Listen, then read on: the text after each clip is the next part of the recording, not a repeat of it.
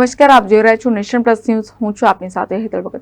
વડોદરા મહાનગરપાલિકાની વડી કચેરી ખાતે મેયર પિંકી સોનીને ગોપાલકો દ્વારા ટેગિંગ તેમજ ઢોરવાડાના દબાણો દૂર કરવા જેવી બાબતોની રજૂઆત કરવામાં આવી હતી.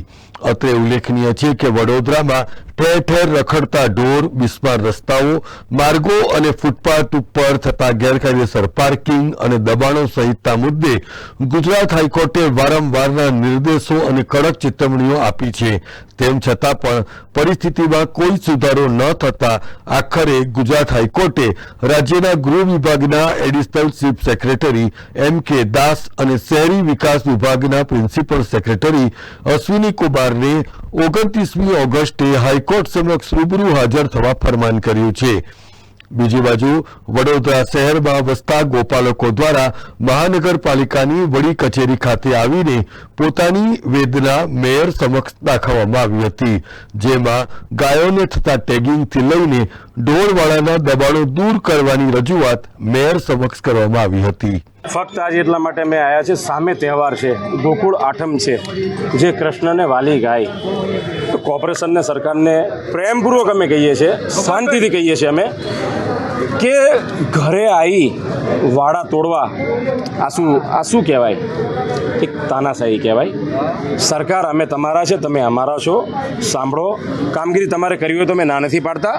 રોડ પર ગૌ માતા આવે તમે લઈ જ જાઓ છો, એમાં અમે વચ્ચે કોઈ આવતા નથી. પણ ઘરની કામગીરી, ઘરમાં આવીને વાડા તોડવા, જે દંડ ડબ્બા, જે ટેગ ગાયને લગાવીને 1000 રૂપિયા જે લેવા, આ તાનાશાહી કહેવાય. એટલે આ બંધ કરો. મેયરશ્રી અમને કાલે એમના ત્યાં ગયા હતા અને મેયરશ્રી અમને આજે બોલાયા છે કે તમે આવો, અમે તમારા મુદ્દા જે છે સાંભળીશું અને એનું બેસીને કંઈક નિવારણ આપણે લાવીશું. મેં એટલા માટે આવ્યા છે. સરકારશ્રીની એટલી રજૂઆત છે કે આ વાડા તોડવા અને ઘરે આવીને ગાયધન ઉચકવું, આ એક તાનાશાહી કહેવાય. આ સારું ના કહેવાય. એટલે આ બંધ કરો, બરાબર? અમે તમને માનીએ છીએ, નથી માનતા એવું નહીં. આજે 99.9 ભારતીય જનતા પાર્ટીના કાર્યકર્તા છે, તો શું આજે અમારું કોઈને સાંભળવાનું નહીં? આ તો અમારા બાપદાદા પેઢીઓનું અમારું આ ચાલતું આવે છે. ગૌ માતાને રાખવી, દૂધ દોવા અને અમૃત જેવું દૂધ ડેરીમાં ભરવું, ઘરે ઘરે આપવું, એ તો અમારા બાપદાદાનો વર્ષોથી આ ચાલ્યું આવે છે. આ તાનાશાહી ના કરાય. અમે અગાઉ પણ કીધું હતું કે અમને સમય આપો, ટાઈમ આપો, જગ્યા આપો. માલધારી સમાજ જવા માટે તૈયાર છે. તો સરકાર આની પર વિચાર કરવો જોઈએ. જ્યાં સુધી સરકાર જગ્યા ના આપે ત્યાં સુધી અમારી અત્યારે સરકારની એટલી રજૂઆત છે પ્રેમપૂર્વક ગોકુળ આઠમમાં કે ઘરે આવીને કોઈ તોડફોડ કરવી નહીં, કોઈ ગાયના ટેગના 1000 રૂપિયા લેવા નહીં. ફક્ત બહાર આવે રોડ પર ગૌ માતા તો તમારે લેવી, એમાં અમે તમને ના નથી પાડતા. અમે સરકાર જોડે જોડાયેલા છીએ. ખાસ કરીને વાત કરીએ જે પ્રમાણે એવું કેવું છે કે વડીલો પાસે તમારા દસ્તાવેજ લાયસન્સ કેમ નથી? ભાઈ લાયસન્સ શરમ જેવી વાત છે. આ શાના લાયસન્સ? ગૌ માતાનું લાયસન્સ ના, માનું લાયસન્સ ના હોય, બરાબર? ઘણા લોકો કહેતા હશે કે તમારો તો ધંધો છે ગાય દોઈને. ભાઈ, વર્ષોથી ચાલતી પરંપરા છે. એક મા તરીકે પૂંજીએ છે, બરાબર? દૂધ તો કાઢીએ છીએ, મા તરીકે પૂંજીએ છીએ. માનું લાયસન્સ ના હોય. ફક્ત સરકારને અમે અગાઉ આવનાર ટાઈમમાં ગોકુળ આઠમ પછી અમારા માલધારી સમાજના જે મોટા આગેવાનો છે, અમારા સંતો મંતો, એ પણ અમે સરકાર પાસે જવાના જ છે. અને લાયસન્સનો જે છે એ લાયસન્સ તો જોઈએ જ ના. લાયસન્સ ના હોય, લાયસન્સ નાબૂદ કરો. જો ગાય રોડ પર હોય ને અકસ્માત સર્જાય ત્યારે તમે શું? અકસ્માત મેં તમને અગાઉ પણ કીધું હતું ને અત્યારે પણ કહું છું, અકસ્માત ક્યારે સર્જાય છે ખબર છે? જ્યારે કોઈ પણ પીધેલી વ્યક્તિ કે કોઈ પણ હુરહાટ કરતો હોય ને. બાકી ગાય 1000 વર્ષથી ફરે છે રોડ પર.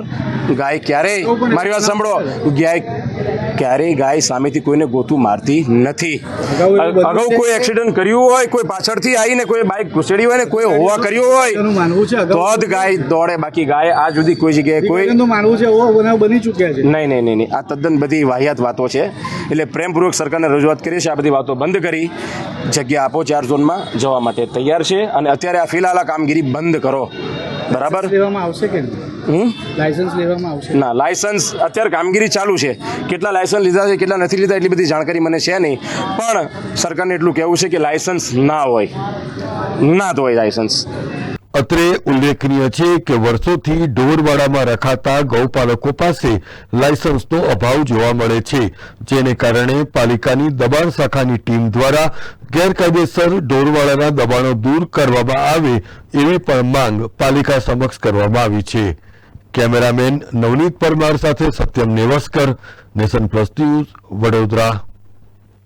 સમાચારોના સતત અપડેટ મેળવવા માટે અમારી નેશન પ્લસ ન્યૂઝની યુટ્યુબ ચેનલને સબસ્ક્રાઇબ કરો, બેલ આઇકન દબાવો અને જોડાયેલા રહો ફેસબુક, ઇન્સ્ટાગ્રામ અને ટ્વિટર પર.